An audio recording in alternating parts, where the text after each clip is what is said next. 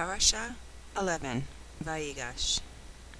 Then Judah approached Joseph and said, "Please, my lord, let your servant say something to you privately, and don't be angry with your servant, for you are like Pharaoh himself." The Lord asked his servants, "Do you have a father or a brother?"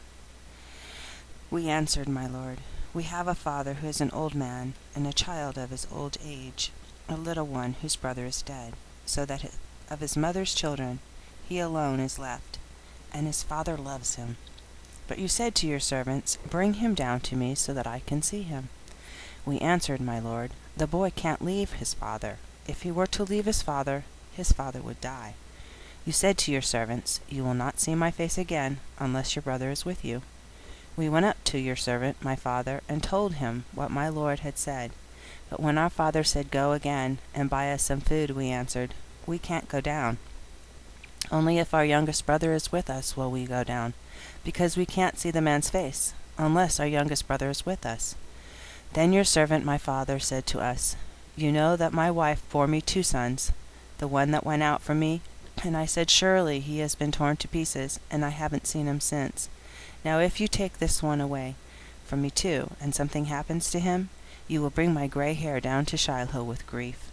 So now, if I go to your servant my father, and the boy isn't with us, seeing how his heart is bound up with this boy's heart, when he sees that the boy isn't with us, he will die, and your servant will bring the gray hair of your servant our father down to Shiloh with grief. For your servant himself guaranteed his safety. I said, if I fail to bring him to you, then I will bear the blame before my father forever. Therefore I beg you, let your servant stay as a slave to my lord instead of the boy, and let the boy go up with his brothers. For how can I go up to my father if the boy isn't with me? I couldn't bear to see my father so overwhelmed by anguish."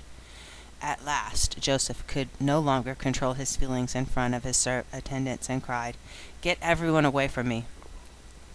So no one else was with him when Joseph revealed to his brothers who he was. He wept aloud, and the Egyptians heard, and Pharaoh's household heard. Joseph said to his brothers, "I am Joseph. It is true that my father is still alive?" His brothers couldn't answer him. They were so dumbfounded at seeing him. Joseph said to his brothers, "Please, come closer." And they came closer. He said, "I am Joseph, your brother, whom you sold into Egypt. But don't be sad that you sold me into slavery here, or angry at yourselves, because it was God who sent me ahead of you to preserve life. The famine has been over the land for the last 2 years, and for yet another 5 years there will be neither plowing nor harvest. God sent me ahead of you to ensure that you will have descendants on earth, and to save your lives in great deliverance. So it was not you who sent me here, but God, and he has made me a father to Pharaoh, lord of all his household and ruler over the land of Egypt. Hurry up, go to your father and tell him, 'Here is what your son Joseph says. God has made me the lord of all Egypt. Come down to me today. Don't delay. You will live in the land of Goshen and be near me, you, your children, your grandchildren, flocks, herds, everything you own. I will provide for you there, so that you won't become poverty-stricken, you, your household, and all that you have, because 5 years of famine are yet to come. Here, your own eyes see, and the eyes of my brother Benjamin, that it is my own mouth speaking to you. Tell my father how honored I am in Egypt, and everything you have seen, and quickly bring my father down here." Then he embraced his brother Benjamin and wept, and Benjamin wept on his neck, and kissed all his brothers, and wept on them. After that his brothers talked with him. The report of this reached Pharaoh's house. "Joseph, your brothers have come," and Pharaoh and his servants were pleased. Pharaoh said to Joseph, "Tell your brothers, here is what you are to do. Load up your animals and go to the land of Canaan. Take your father and your families and come back to me. I will give you good property in Egypt, and you will eat the fat of the land. Moreover, and this is an order, do this. Take this wagon from the land of Egypt to carry your little ones and your wives, and bring your father and come. Don't worry about your stuff, because everything good in the land of Egypt is yours." The sons of Israel acted accordingly, and Joseph gave them wagons, as Pharaoh had ordered, and gave them provisions for their journey. To each of them he gave a set of new clothes, but to Benjamin he gave 7.5 pounds of silver, and 5 sets of new clothes. Likewise to his father he sent 10 donkeys loaded with the finest goods Egypt produced, as well as 10 female donkeys loaded with grain, bread, and food for his father to eat on the return journey. Thus he sent his brothers on their way, and they left, and said to them, "Don't quarrel among yourselves while you are traveling." So they went up out of Egypt, entered the land of Canaan, and came to Yaakov their father. They told him, "Joseph is still alive. He is ruler over the whole land of Egypt." He was stunned at the news. He couldn't believe them. So they reported to him everything Joseph had said to them. But it was only when he saw the wagons which Joseph had sent to carry him that the spirit of Yaakov their father began to revive. Israel said, "Enough! My son Joseph is still alive. I must go and see him before I die." Israel took everything he owned with him on this journey. He arrived at Beersheba and offered sacrifices to the God of his father Yitzhak. In a vision at night, God called to Israel, "Yaakov, Yaakov." He answered, "Here I am." He said, I am God, the God of your father. Don't be afraid to go down to Egypt. It is there that I will make you into a great nation. Not only will I go down with you to Egypt, but I will also bring you back here again, after Joseph has closed his eyes." So Yaakov left Beersheba. The sons of Israel brought Yaakov their father, their little ones, and their wives in the wagons Pharaoh had sent to carry them. They took their cattle and their possessions which they had acquired in the land of Canaan, and arrived in Egypt. Yaakov and all his descendants with him, his sons, grandsons, daughters, granddaughters, and all his descendants he brought with him into Egypt. These are the name of Israel's children who came into Egypt: Yaakov and his sons Reuben, Yaakov's firstborn, and the sons of Reuben, Hanochah, Palu, Hetzron, Carmi, the sons of Shimeon, Yemuel, Yamin, Ohad, Yakhin, Zochar, Shaul, the son of the Canaanite woman, the sons of Levi, Gershon, Kehat, and Merari, the sons of Judah, Onan, Shelah, Peretz, and Zerach. But and Onan died in the land of Canaan. The sons of Peretz were Herzon and Hamuel. The sons of Yiscar, Tola, Puva, Yov, and Shimron. The sons of Zuvlon, Sered, Elon, and Yachiel. These were the children of Leah, whom she bore to Yaakov in Paddan Aram, with his daughter Dinah. In sum, his sons and daughters numbered 33. The sons of Gad, Ziphron, Haggai, Shui, Etzbon, Eri, Arodai, and Ariai. The children of Asher, Yimnan, Yishva, Yishvi, Bria, and their sister Serach. The sons of Bria were Hever and Malchiel. These were the children of Zilpah, whom Laban gave Leah his daughter. She bore them to Yaakov, 16 people. The sons of Rachel, Yaakov's wife, Joseph and Benjamin. To Joseph in the land of Egypt were born Manasseh and Ephraim, whom Osnat, the daughter of Potiphar, priest of On, bore to him.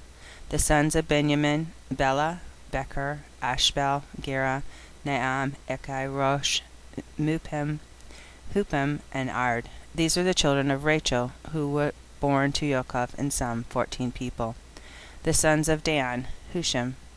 The sons of Naphtali, Yochatzael, Guni, Yetzer, and Shiliam. These were the sons of Bilhah, whom Laban gave to Rachel his daughter. She bore them to Yaakov, in sum 7 people.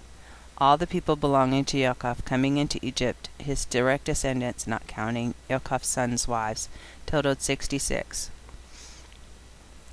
The sons of Joseph born to him in Egypt were 2 in number. Thus all the people in Yaakov's family who entered Egypt numbered 70. Yaakov sent Judah ahead of him to Joseph, so that the latter might guide him on the road to Goshen. Thus they arrived in the land of Goshen. Joseph prepared his chariot and went up to Goshen to meet Israel his father. He presented himself to him, embraced him, and wept on his neck for a long time. Then Israel said to Joseph, "Now I can die, because I have seen your face, and seen that you are still alive." Joseph said to his brothers and his father's family, "I'm going up to tell Pharaoh. I'll say to him, my brothers and my father's family were in the land of Canaan, have come. The men were shepherds and keepers of livestock. They had brought their flocks, their herds, and all their possessions. Now when Pharaoh summons you, and asks, "What is your occupation?" tell him, "Your servants have been keepers of livestock from our youth until now, both we and our ancestors. This will ensure that you will live in the land of Goshen, for any shepherd is abhorrent to the Egyptians."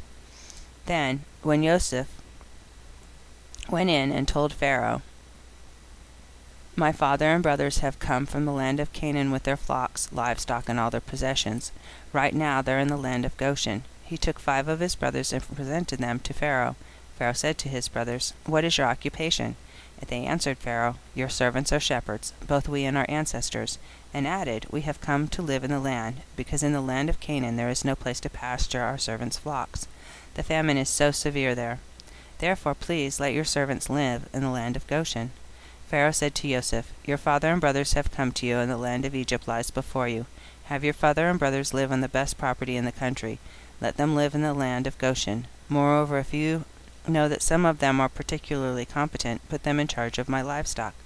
Joseph brought them in to Yaakov his father, and presented him to Pharaoh, and Yaakov blessed Pharaoh. Pharaoh asked Yaakov, "How old are you?" And Yaakov replied, "The time of my stay on earth has been 130 years. They have been few and difficult, fewer than the years of my ancestors lived." Then Yaakov blessed Pharaoh and left his presence.